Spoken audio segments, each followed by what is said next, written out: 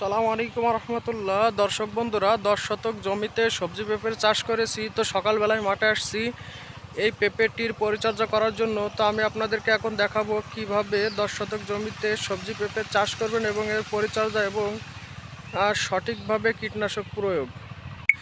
দেখুন, একই মাদাতে কিন্তু 3টে চারা রোপণ করা হয়েছে। কারণ কি জানেন, একটি চারা যদি কোনো কারণে মারা যায় তাহলে কিন্তু পুনরায় 2টি চারা থাকবে, এর থেকে কিন্তু ফলন নেওয়া সম্ভব। কিন্তু আপনি যদি একটা রোপণ করেন তাহলে কিন্তু এটা আর সম্ভব হবে না।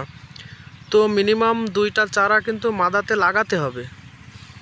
বিশেষ করে এই ভুঁই প্রস্তুতির ক্ষেত্রে 2 কেজি তুতে ব্যবহার করবেন, 2 কেজি ফুরাডান ব্যবহার করবেন এবং জিঙ্ক অক্সাইড এবং সালফার ব্যবহার করবেন। কারণ কি জানেন, ফুরাডান মাটির পোকামাকড়কে দমন করে, যেটা প্রয়োগ করলে আপনার মাটির কেঁচো কিংবা ভোমর পোকা যেগুলো গাছের শিকড়কে নষ্ট করে এগুলো কিন্তু প্রতিরোধ করে। এবং তুতে যে মদ্দাজনিত যে সমস্যাগুলো হয়ে থাকে এইগুলো থেকে কিন্তু রক্ষা করে, আপনার প্রচুর পরিমাণ ফলন দিতে সহযোগিতা করে। তা আপনারা চাইলে জমি চাষের আগে এইগুলো কিন্তু প্রস্তুত করে নিতে পারেন।